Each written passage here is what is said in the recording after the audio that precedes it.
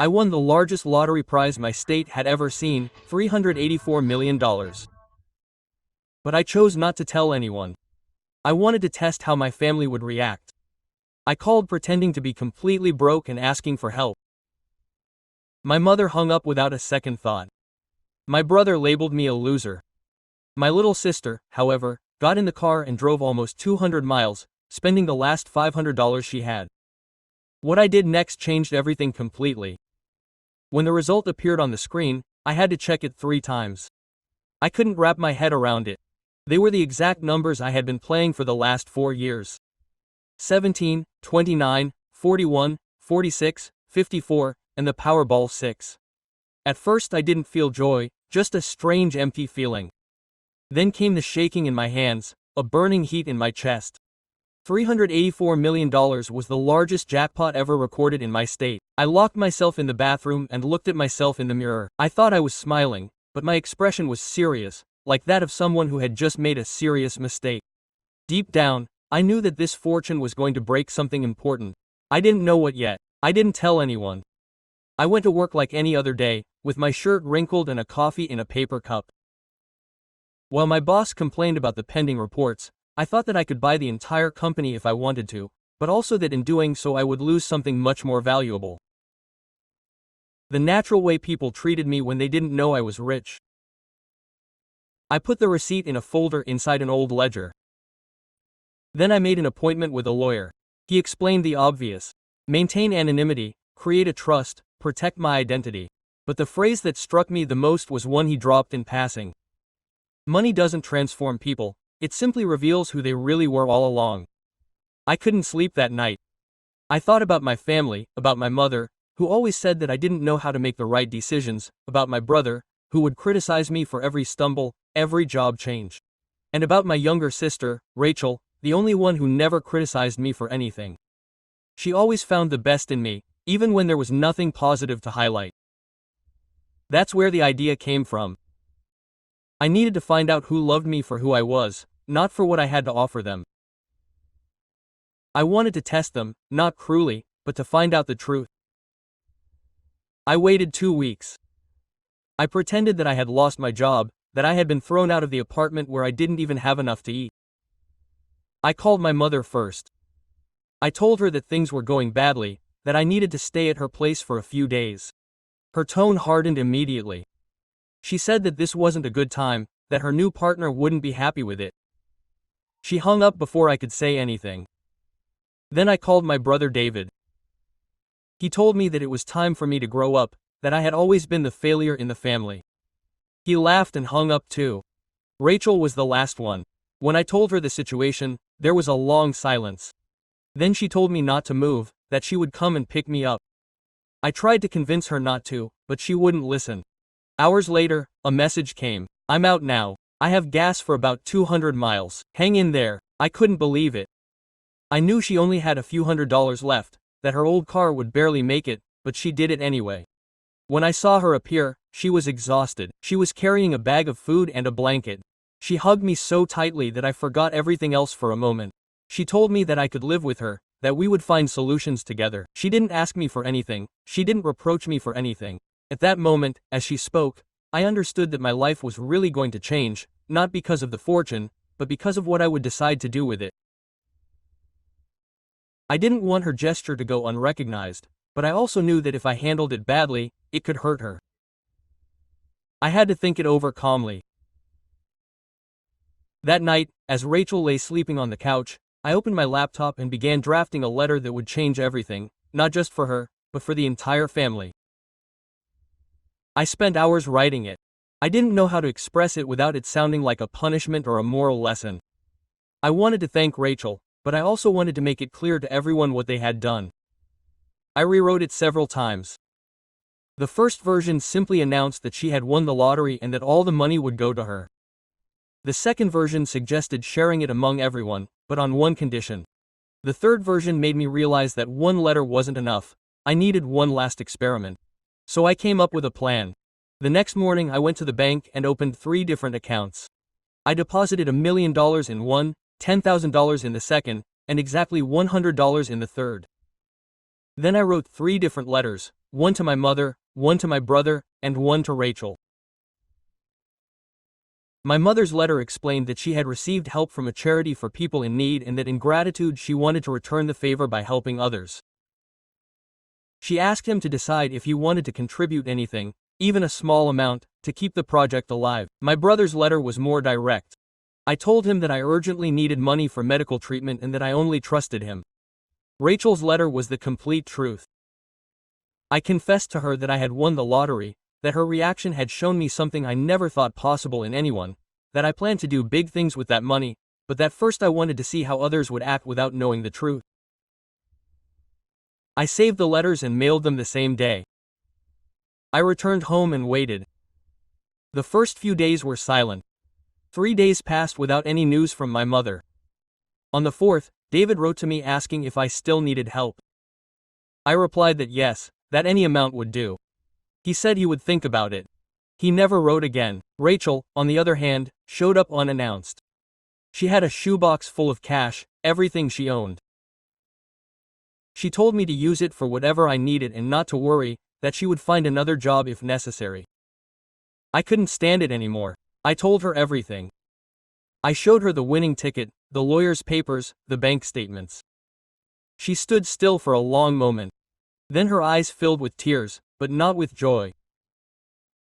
She told me that it had been cruel, that you can't test people like that not everyone knows how to react to the suffering of others, that maybe my mother and brother didn't help me because they didn't know how, not because they didn't love me.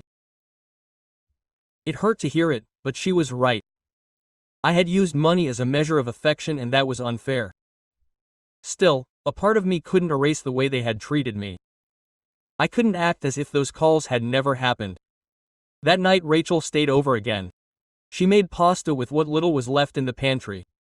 She advised me that if I really wanted to do something with the fortune, I should do it right, that I should use it to improve lives, not to judge them. I sat there pondering until dawn. Finally, I made a decision. I would disappear for a while. No one would know where I was or what I would do. But first, I would send the 3 final letters.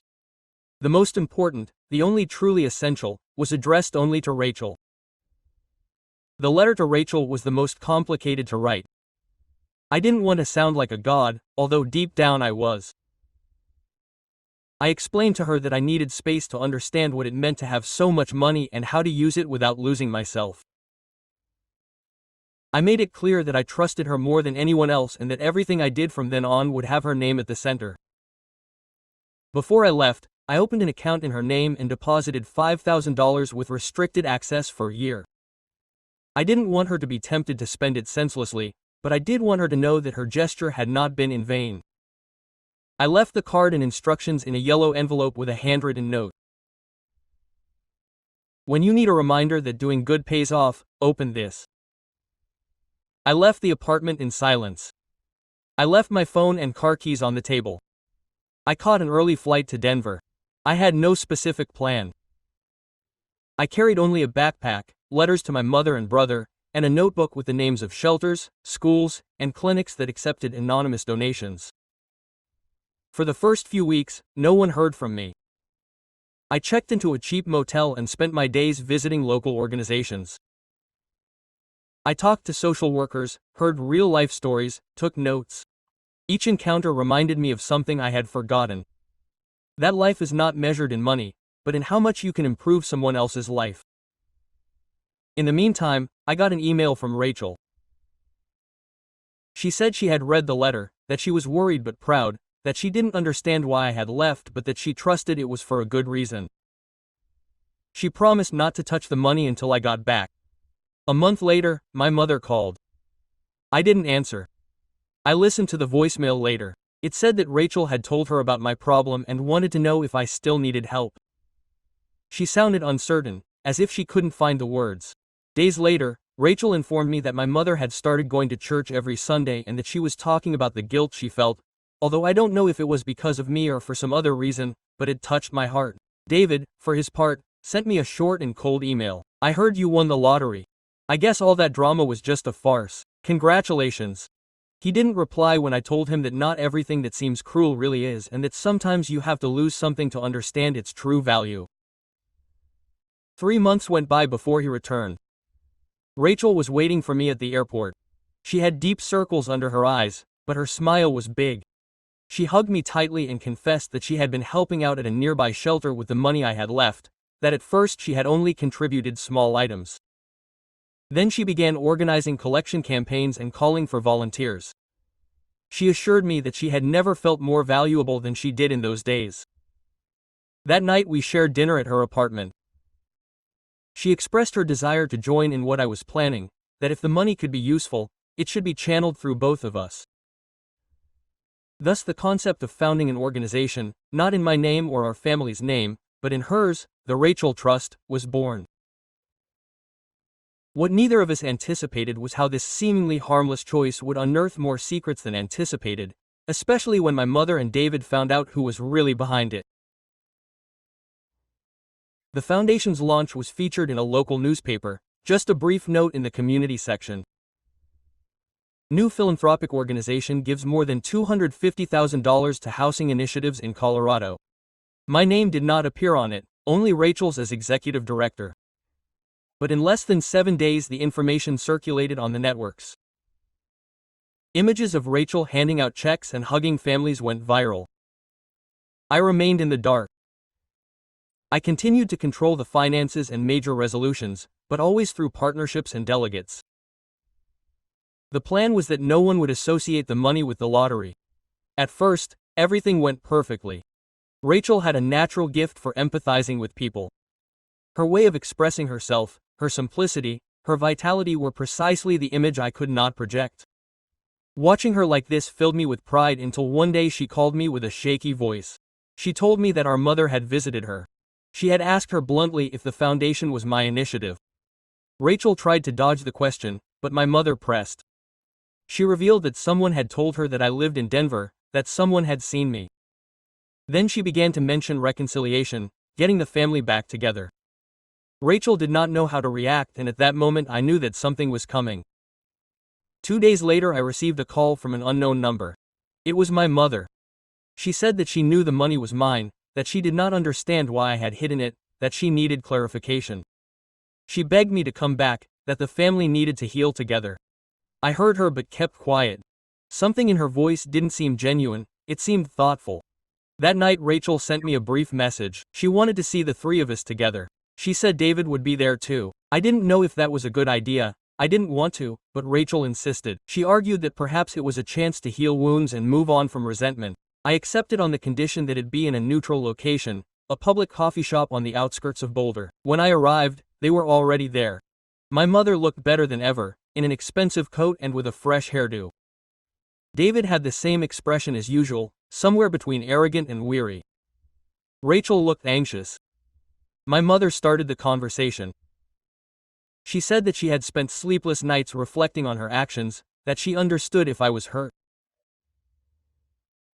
But as she spoke, her hands shook in a way that didn't match her words. David remained silent, just staring. After a few minutes, I understood the real purpose of this meeting. They wanted to know how much money there was and what portion they were getting. There were no screams or cries, just a cold tension. My mother said the family should split the fortune. David said it would be fair to get something. After everything that had happened between us, Rachel stood speechless, her eyes fixed on the floor. I felt betrayed again, but not by them this time, but by myself, because despite everything I had learned, I still had hope that things would change. I stood up without a word and handed them an envelope. Inside were 2 checks, one for my mother and one for David, each for $100,000. Not a penny more, not a penny less. I told them that this was all they would get from me, not as revenge, but as a finality.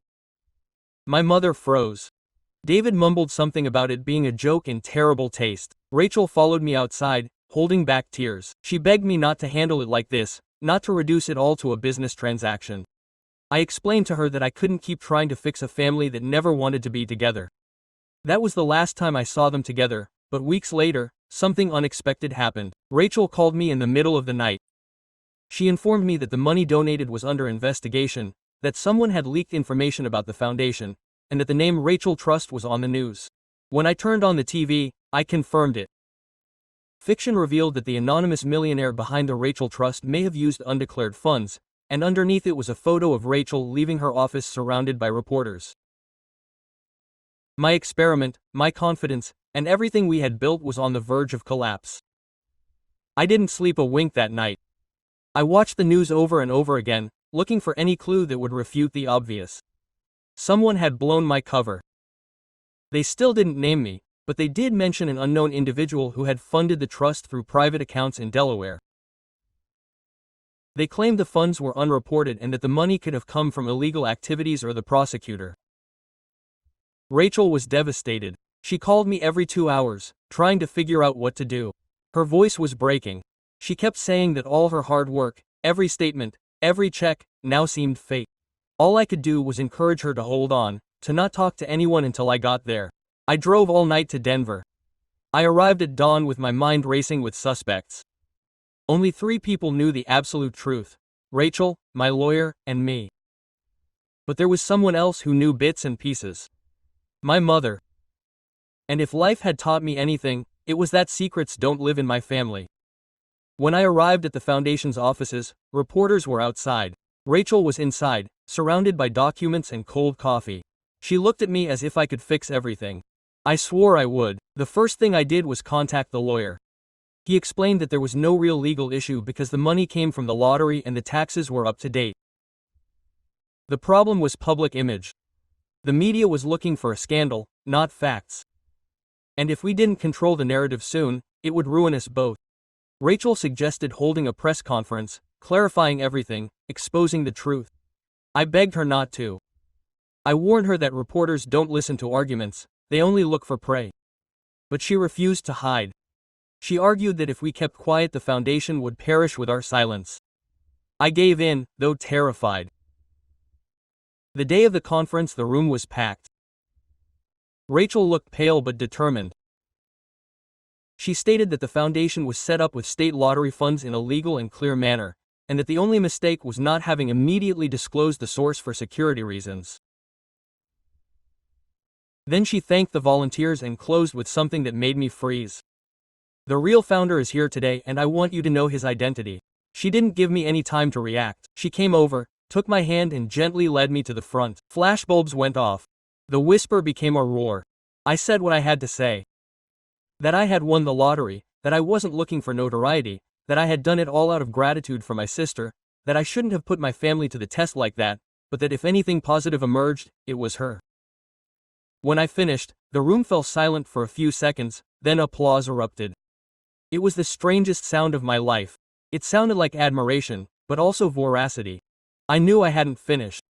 That same night my mother called me, not to congratulate me, but to complain that everyone was pointing her out as the mother of the ungrateful millionaire. She said that I had embarrassed her, that I had destroyed her image.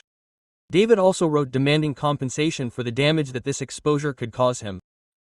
Rachel was devastated by his responses. I felt nothing but fury mixed with exhaustion. Everything I had tried to build to show love and recognition was being corrupted from within.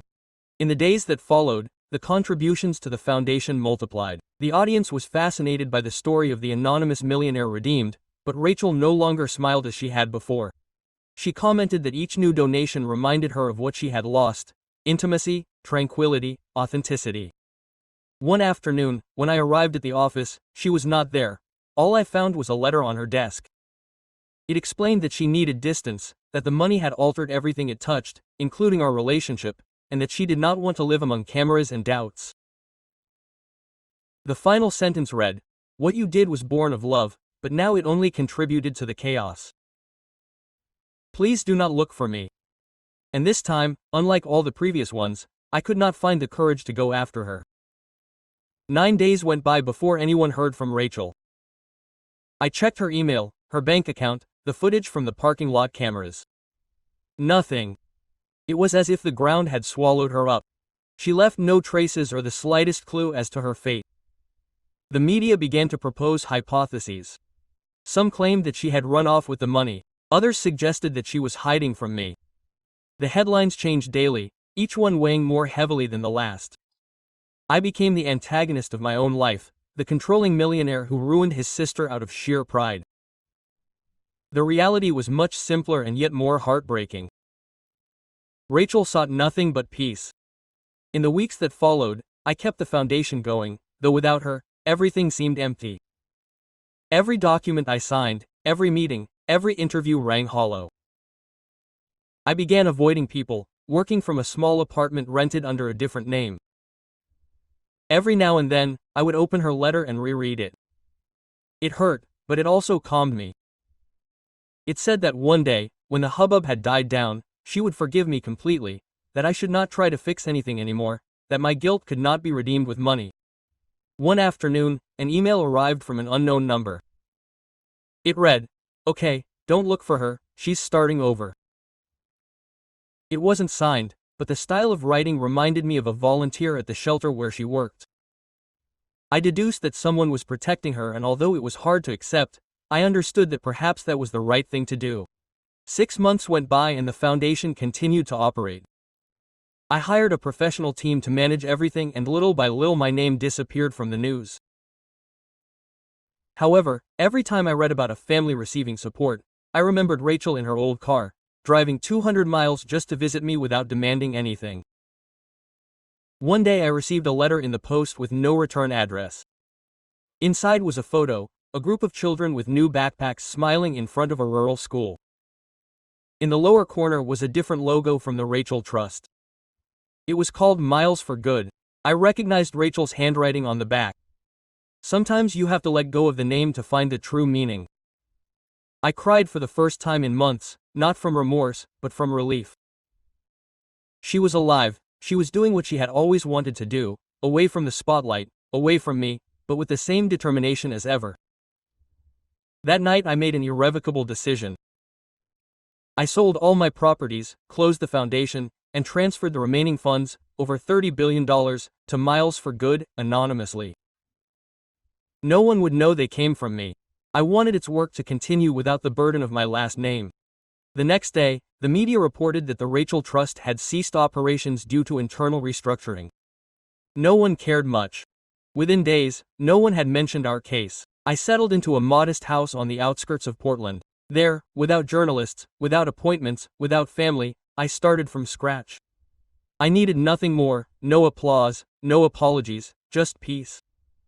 Sometimes I wonder if Rachel knows that I am still here, that I read every report about her organization. In the images, she looks different, more assertive, more free. Every time I see her smile next to someone receiving help, I am reassured that I did the right thing. Money was never the test, love was, and in the end she overcame it. The first year in Portland was strange. I had no schedule, no goals, no people close to me. Just silence. At first I was grateful, but over time the emptiness became oppressive, as if each day reminded me of what I had lost. I lived in a simple house with a garden that I barely tended to. None of the neighbors knew my identity. I introduced myself as Mark, a man who worked remotely for an investment firm. It was simpler that way. I made myself invisible, and for the first time I understood that this was exactly what I had always longed for, to disappear without ceasing to exist. Every now and then I would hear some news about Rachel, never directly, always through the press. Her organization, Miles for Good, was growing rapidly. They had launched scholarships, shelters, traveling clinics. In an interview, a reporter asked her about her brother. She smiled and replied, "Sometimes good people make huge mistakes, but when you understand their reasons, it's impossible not to forgive them." That sentence devastated me and healed me at the same time. I decided to write to her.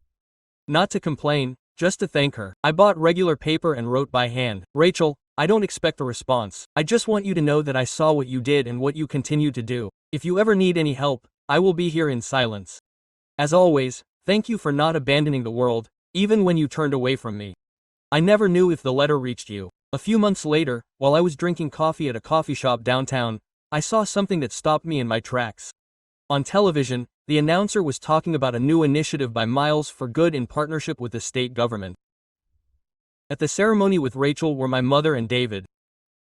They said that the Clarkson family had decided to join in honor of a life project born from a lesson in forgiveness and family reconciliation. I felt a mixture of anger and bewilderment.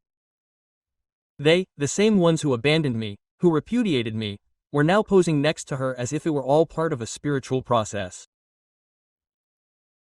Rachel didn't seem upset, but her smile was different, contained, as if she knew that this image had a price. In the following weeks, everyone was talking about the Clarksons' redemption, and although they didn't openly acknowledge it, the publicity brought in more funds. Donations tripled. Miles for Good grew from a small nonprofit to a national organization. I watched from a distance and didn't intervene, but each day the urge to do so grew stronger, not out of revenge, but because I knew my mother. I knew that sooner or later she would turn this into something that had nothing to do with Rachel and the good she sought. One afternoon I received another letter with no return address. Inside was just a single sheet of paper. I know what you're thinking. Don't interfere. Let them believe what they want. I don't need you to rescue me again. It was her handwriting. Rachel knew exactly where I stood, and for the first time in years, I complied. Over the next few months, I made anonymous donations to other, smaller, less visible organizations. I didn't seek their recognition or approval, but the weight remained because while she had created something beautiful, she had done so on the rubble of what I had destroyed.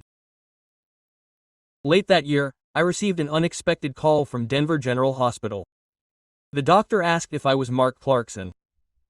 I answered in the affirmative, even though no one had used my real name in years. She informed me that Rachel had been in a car accident on an interstate highway. She wasn't in serious condition, but she only wanted to see me. I felt short of breath. I didn't hesitate. I took the first available flight. The ride felt like an eternity, and every hour my mind repeated the same thing.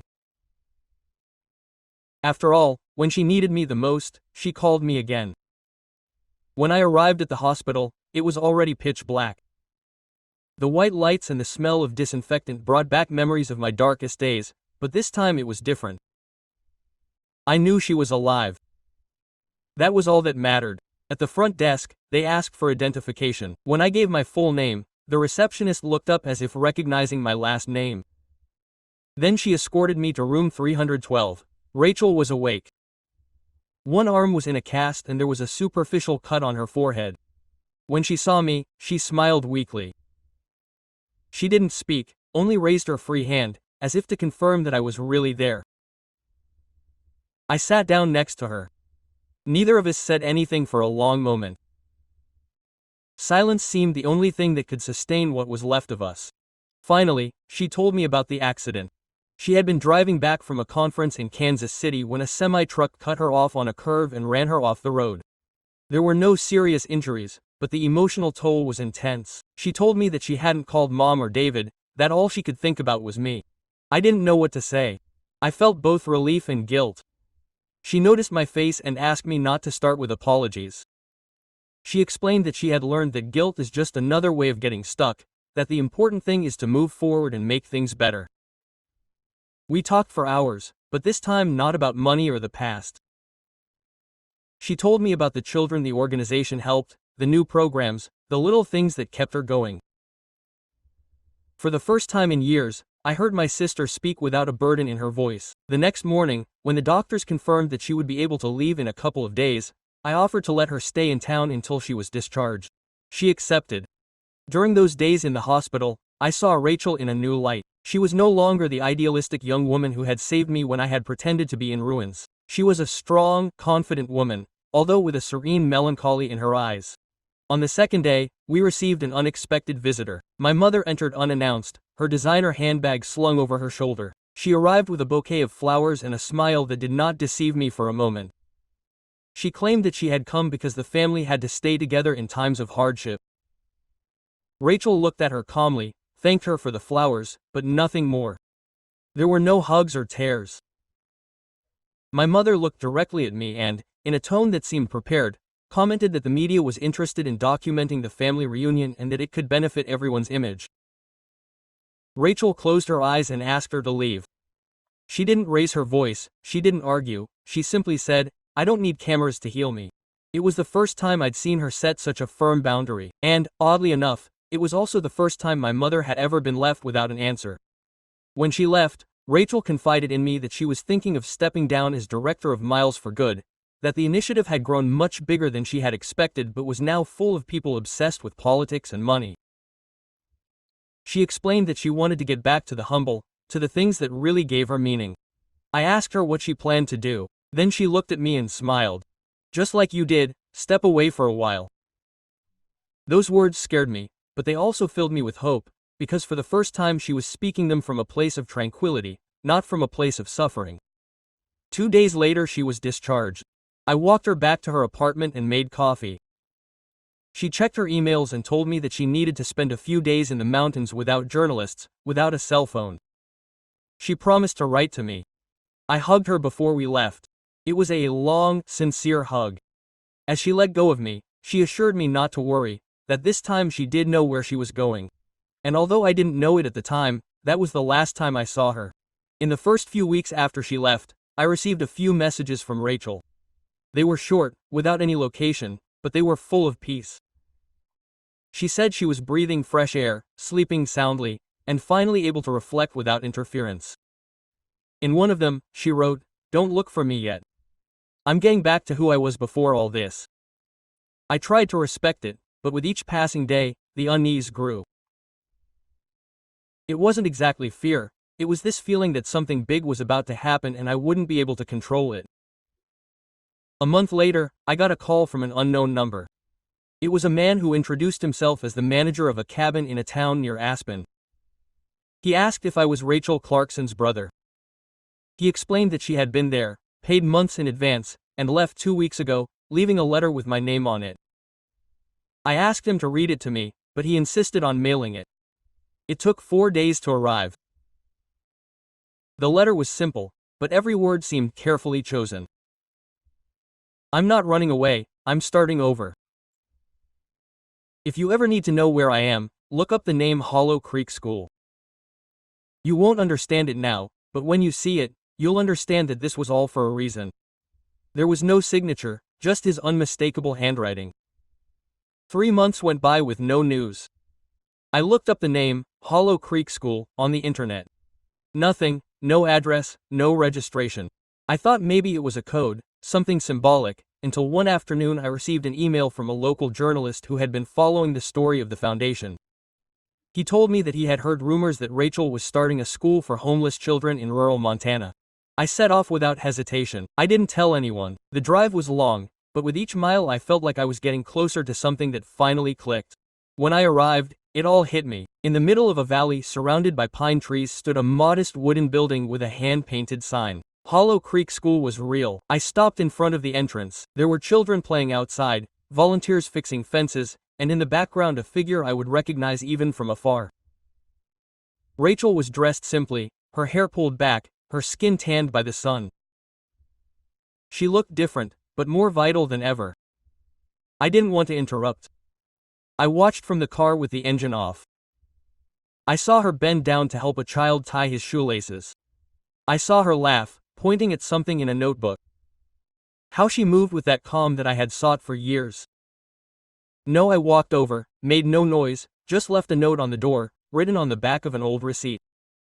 I understood. It all made sense. Then I left. As I drove back, something inside me shifted. For the first time, I felt like I could leave it all behind. The money, the guilt, the past. She had found her purpose, and I had fulfilled mine. I discovered to whom I truly owed my loyalty. Weeks later, I received an envelope with no return address. Inside, a single photograph, the school with the children lined up in the courtyard, Rachel at the front. Across the bottom edge, in her handwriting, it said, "We are no longer an experiment, we are the result." I wept uncontrollably, not from grief, but from profound relief. I sold my house, donated what was left of my fortune to Hollow Creek School, and settled into a small apartment in the city. I never saw her in person again, but each year when I received a postcard with a picture of new students, I knew that we were still connected in the only way that mattered. Doing good, expecting nothing in return. And so I finally understood that money didn't reveal who others were, it revealed who I was.